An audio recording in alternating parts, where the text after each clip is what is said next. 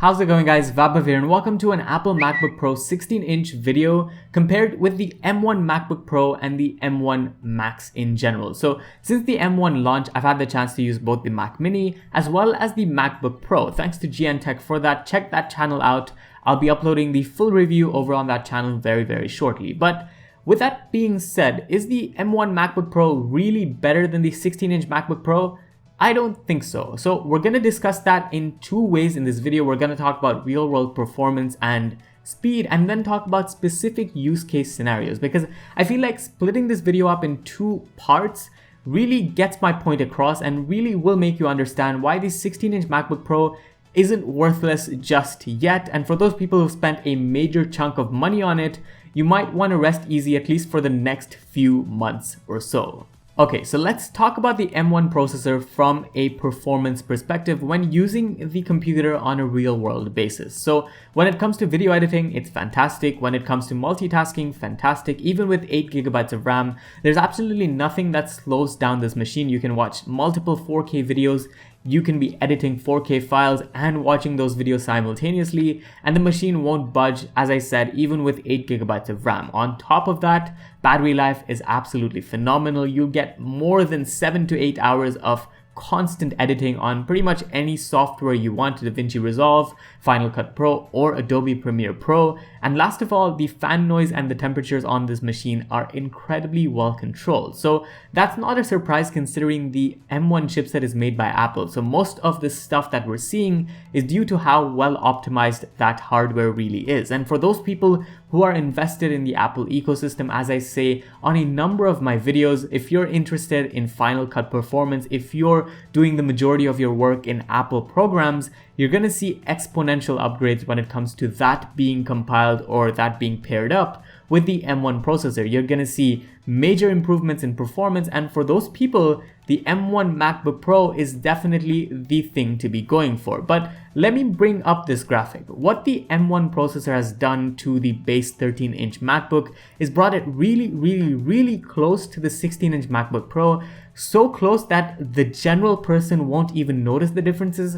But there are differences, and that's exactly what I want to get into by going into the next section of this video. The people who probably bought the MacBook Pro 16-inch version bought it for one major reason. That was the GPU. So the GPU is where the majority of the benefits of the MacBook Pro 16-inch outshine the M1 processor. And not just that, for people who use specific programs that rely not only on the GPU but also rely on the architecture of, let's say, the chip on board, that's another reason where the MacBook Pro 16-inch might excel. So for those specific programs that might not get an M1 version of the program in, let's say, in the next 4 to 5 months, that's where the 16-inch MacBook Pro can really take it up a notch compared to the M1 processor on the current MacBook Pro 13-inch series. Also, I just want to throw out, people who buy these Apple products usually buy them because they want the best from Apple, but don't really take advantage of everything that's going on with their machine. And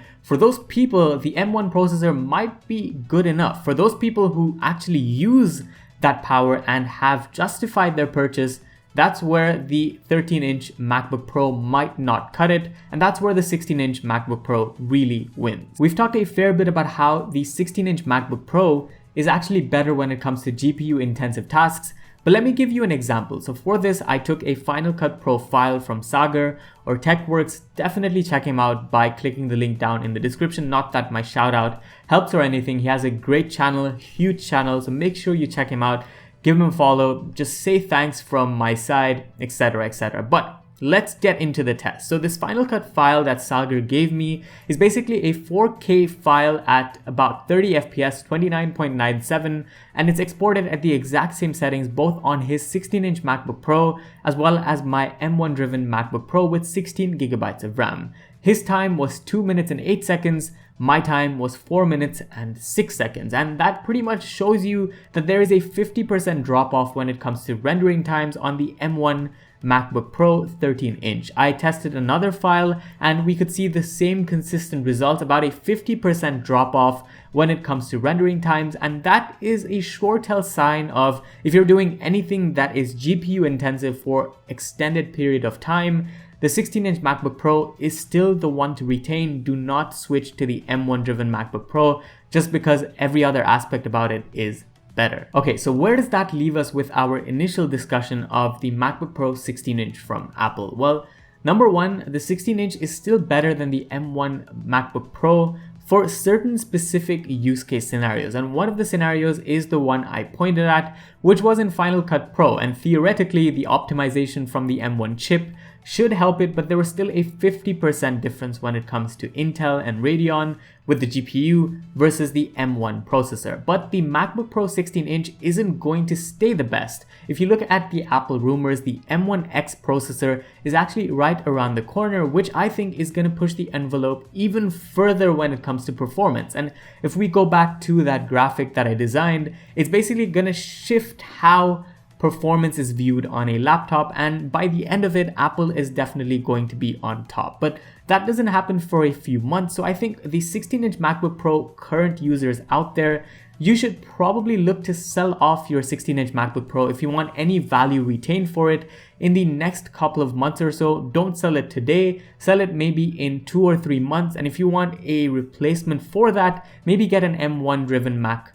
Pro. But let me tell you, if let's say specific use case scenarios aren't the ones for you, you might be better off with the M1 driven MacBook Pro. And I know a few people who might be better off with that. For those people who don't edit on a regular basis, who don't do 3D programming, which involves a lot of graphics, the M1 MacBook Pro at its current stage is still very much worth it. But for those people who want those specific programs, the M1X MacBook Pro 16-inch, which comes out in a few months, is definitely the one that you should be holding off on. And if you've got the 16-inch currently, just look to sell it in the next couple of months. So I hope this video sort of rounds up what I think about the 16-inch versus M1 debate. I don't think the M1 outright wins. It wins in a lot of scenarios, but for the scenario that the 16-inch is designed for, the 16-inch is still worth it. So yeah, let me know what you guys think down in the comments. Apple is definitely going on this route that's going to change how we think laptops behave in the next year or so. So it's definitely exciting stuff for those people who are neutrals and just want the best of the best when it comes to technology. So this was Vaibhav. Thanks for watching once again, and I'll see you in the next one. Adios.